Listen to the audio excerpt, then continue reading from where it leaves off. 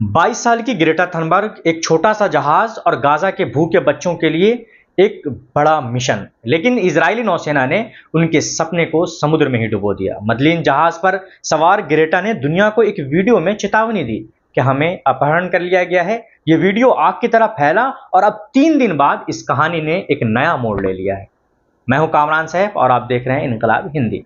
आज हम बात करेंगे ग्रेटा की उस हिम्मत की कि जिसने दुनिया को हिला दिया, भारत में उबाल ला दिया और इजराइल के सेल्फी यॉट तंज को बेनकाब कर दिया।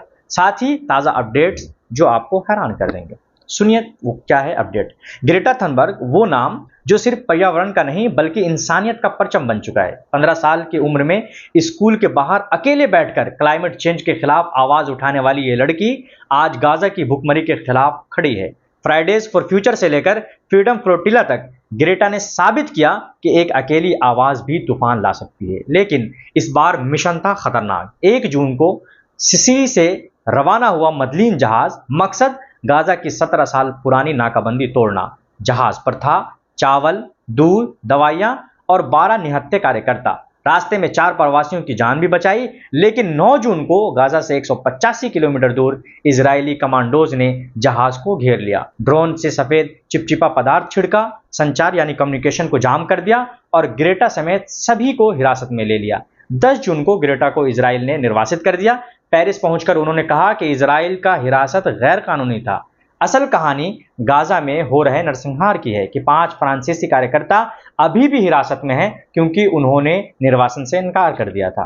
भारत में इस घटना को लेकर जो तूल पकड़ी दिल्ली विश्वविद्यालय, जामिया मिल्लिया इस्लामिया और कोलकाता के जावदपुर विश्वविद्यालय में छात्र सड़कों पर उतरे, नारे गूंजे, फ्री ग्रेटा फ्री गाजा। फिर बच्चों को डिटेन भी किया गया और उसके बाद शाम तक उन्हें रिहा भी कर दिया गया। पुलिस ने दर्जनों को हिरासत में लिया था। लेकिन सोशल मीडिया पर all eyes on Gaza trend कर रहा था।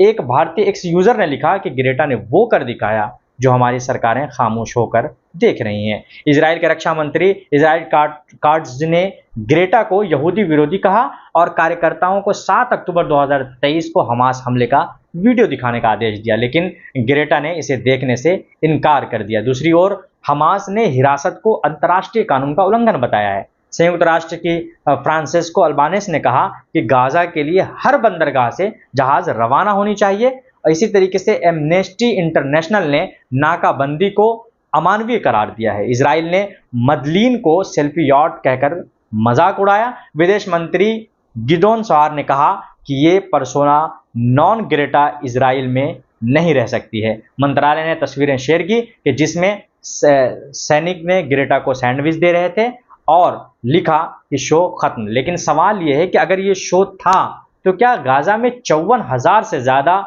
जो मौतें हुई जिनमें ज्यादातर महिलाएं और बच्चे थी, तो क्या ये सही था? इजराइल का दावा है कि जहाज पर मुट्ठी भर सामान था जिसे वो वास्तविक चैनलों से गाजा भेजेगा। लेकिन संयुक्त राष्ट्र की चेतावनी साफ है कि गाजा में 20 लाख लोग भूखमरी के कगार पर हैं। मार्च 2025 से इजराइल की पूरी नाकाबंदी ने हालात को सामूहिक सजा में बदल दिया है। फ्रीडम फ्लोटिला का कहना है कि यह मिशन प्रतीकात्मक था जिसका मकसद दुनिया का ध्यान गाजा की तबाही पर लाना था।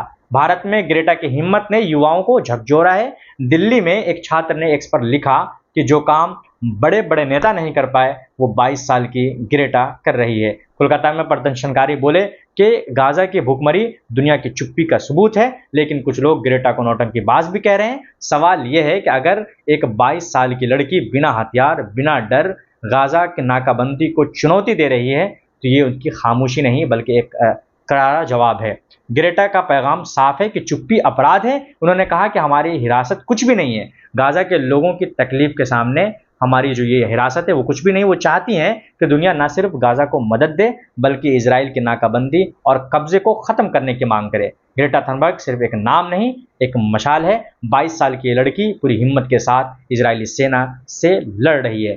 तो ये आप देख रहे थे पूरी कहानी ग्रेटा थनबर्ग की। तो आप इसी तरीके की खबरें और कहानी को देखने के लिए इनकलाब हिंदी को लाइक, फॉलो और सब्सक्राइब कर लें।